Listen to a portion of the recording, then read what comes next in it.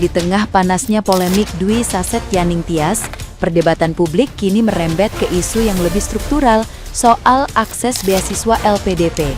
Seorang netizen yang budiman dengan akun @semuatentangkamu01 menyoroti dugaan ketimpangan dalam program LPDP yang dinilai lebih mudah dijangkau kelompok ekonomi mapan.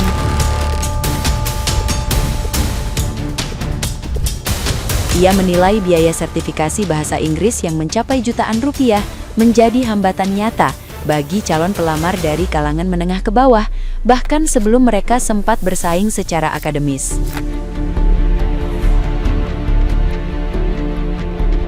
Menurutnya, kesenjangan makin lebar karena faktor privilege pendidikan sejak dini, terutama bagi lulusan sekolah internasional yang sudah terbiasa menggunakan bahasa Inggris. Meski mengkritik kondisi tersebut, ia tetap mendorong peserta dari latar belakang ekonomi terbatas untuk tidak menyerah. Dengan usaha ekstra dan strategi yang tepat, peluang tetap terbuka meski jalannya lebih terjal.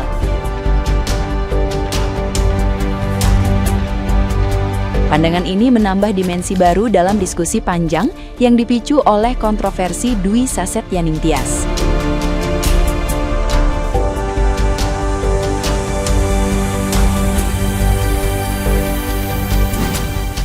Tahu nggak kenapa lebih banyak orang kaya yang dapat LPDP luar negeri daripada orang menengah ke bawah?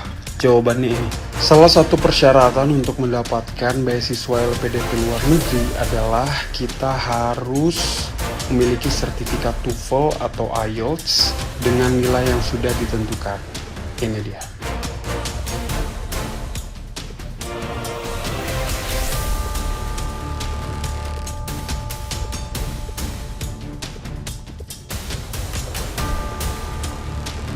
Seperti kalian lihat, harga untuk satu kali tes IBT itu udah 3 jutaan, bahkan udah mendekati 4 juta.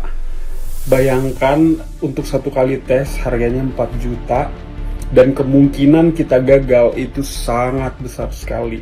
Sehingga siapa sih yang mampu mengakses tes tersebut?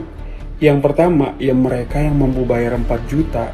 Siapa mereka itu? Ya orang kaya. Dan yang kedua, siapa sih yang mampu lulus tes IBT dengan cemerlang, tes IELTS dengan cemerlang? Ya anak-anak dari sekolah internasional yang dari SD, SMP, SMA-nya dia udah pakai bahasa Inggris. Jadi waktu tes seperti itu gampang. Jadi tahu kan kenapa lulusan ataupun orang-orang yang dapat LPDP luar negeri itu kebanyakan kecenderungan, bukan semua, kecenderungan orang level menengah ke atas, ya karena mereka mampu untuk membayar persyaratan tersebut. Kita yang menengah ke bawah atau yang miskin, mohon maaf kalau menggunakan kata miskin, gimana kita mengeluarkan uang 4 juta untuk bisa dapatkan tes, untuk bisa dapatkan sertifikat TOEFL tersebut? Ya akan mungkin. Jadi ya, yang kaya makin kaya, benar. Yang miskin tetap miskin, ya mungkin bukan dari jalur LPDP kali ya, dari jalur lain. Tapi tetap semangat. Apapun itu, kalau kita bersungguh-sungguh pasti kita mampu. Cuman ya kita harus lebih ekstra aja daripada orang kaya. Semangat. Nah, gimana nih menurut netizen yang terhormat? Silahkan berkomentar ya. Kenapa beasiswa LPDP itu malah banyak diterima oleh orang-orang yang mampu secara finansial? Padahal sejatinya beasiswa itu harus diberikan kepada orang-orang yang berprestasi dan memiliki kekurangan ekonomi. Bahkan rumornya beasiswa LPDP itu hanya diterima oleh circle tertentu. Mungkin para kalangan pejabat atau memiliki koneksi di dalam. Ujung-ujungnya mereka yang terima beasiswa LPDP itu banyak yang tidak mau kembali ke Indonesia dan memberikan kontribusi, malah kabur ke luar negeri. Seperti contohnya mbak-mbak yang lagi viral yang menyatakan bahwasanya cukup aku saja yang WNI, anak saya jangan. Mbak Saset, bisa nggak sih lu diem aja dulu gitu, diem, hop, berhenti dulu koar-koarnya. Udah bagus kemarin akun lu kebanet, malah lu bikin akun baru. Mbak Saset, kan lu tahu ya buat biayain kuliah lu sama suami lu tercinta itu Duit dari mana? Ya duit dari pajak kita orang. Gua punya rumah, bayar pajak. Punya mobil, bayar pajak. Punya motor, bayar pajak. Timbang beli susu anak gua doang nih, bayar pajak juga. Nah, lu tinggal enak-enakan dibiayain kuliah dari duit pajak. Makanya kata orang dulu ada istilah, di mana bumi dipijak, di situ langit dijunjung. Jangan so-soan anti sama Indonesia. Ya perkara anak lu mau warga negara mana kek nggak apa-apa banget. Tapi lu kudu inget, itu telapak kaki lu bisa nginjekin di Inggris karena apa? Karena siapa? Kalau kata gue mah jangan cuma anak lu aja yang WNA, sekalian lu. Indonesia udah nggak butuh orang-orang kayak lu. Kalau gue nih ntar kalau punya duit mau jalan-jalan ke luar negeri mah amin. Tapi tetap buat tinggal mau gue tetap di Indonesia. Tersayang gue nih, Indonesia mantep, Indonesia asoy, Indonesia santuy. Saset, kata gue mau kalau lu udah gemeteran udah diem. Lu kelihatan banget saltingnya. Udah bikin konten, a day in my life kayak apa kayak. Keseharian lu ngapain kek di sono di Inggris, buruan balikin duit pajak kita orang, kagak ikhlas kita. Terbaru nih ya soal LPDP, si Direktur Utama LPDP sudah angkat bicara. Beliau mengatakan kalau suaminya Mbak Dwi Tias itu sudah dipantau sejak lama. Dipantau aja terus, ada follow up yang enggak gitu kan.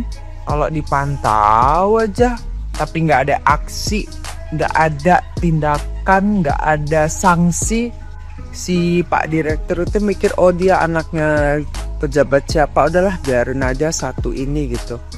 Dia nggak, harusnya pemikiran semua orang kalau sudah menjadi direktur utama atau direktur gitu ya, atau seorang kepala gitu kan, ini coba punya rasa memiliki satu instansi tersebut atau suatu perusahaan tersebut. Bukan berarti memiliki berarti lu bisa pakai duit seenak-enaknya. Artinya rasa memiliki itu adalah oh ini duit segini ada di kantong gue, perusahaan ya, gue nggak bisa pakai semena-mena. Pemakaian duit ini, budget ini harus gue perhatikan nih, karena ini duit gue nih, nggak bisa seenak-enaknya gitu ya. Tapi kalau pejabat-pejabat di Indonesia ini punya sih kadang-kadang rasa memiliki, tapi rasa memilikinya itu langsung gini, oh berarti ini punya gue dong, gue bisa pakai dong gitu ya. Anyway, Pak, jangan dipantau aja ya, gitu loh. Jadi jangan mentang-mentang ini duit negara, bukan duit lo gitu ya, duitnya rakyat, lo kasihin aja, biarin bukan duit gue ini gitu kan. Pak, mana sanksinya? Jangan dipantau terus.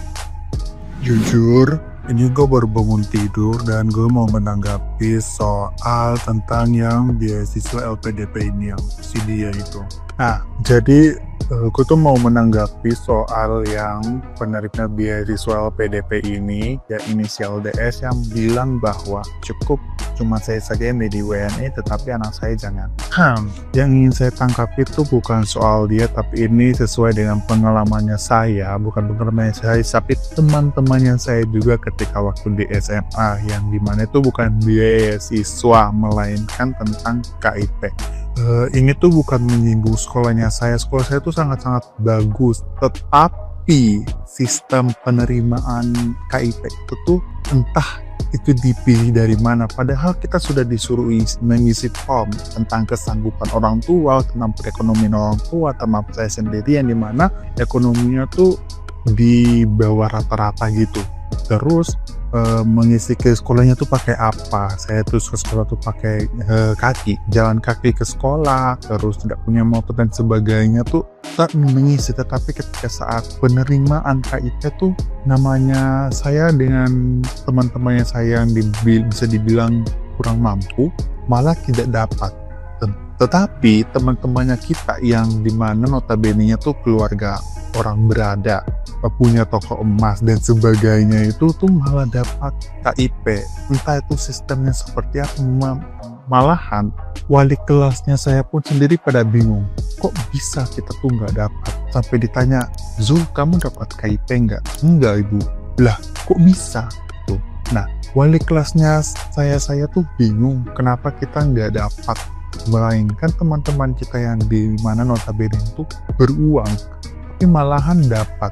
Nah, itu sistemnya seperti apa, sistem pembeliannya itu seperti apa ya kita tidak tahu. Jadi mungkin saran saya kepada pejabat publik atau yang berwenang di situ, mungkin coba untuk survei lagi atau mengevaluasi diri biar teman-teman kita ketika mendapatkan KIP itu sesuai target, jangan tidak sesuai dengan yang tidak diharapkan. Jadi mungkin yang berwenang bisa mengevaluasi lagi atau mensurvei lagi target yang harus disesuaikan dengan penerimaan gitu. Jadi ya mungkin itu tanggapannya saya sih jujur ya, sekolah saya tuh bagus banget tuh masalah pendidikan dan lain-lain tuh, malah tuh sekarang sekolah saya tuh tambah maju.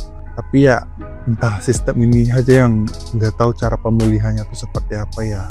Wali kelasnya saya saja bingung kenapa kita nggak dapat. Ya, it's okay. Saya juga udah lulus, jadi ya bye-bye.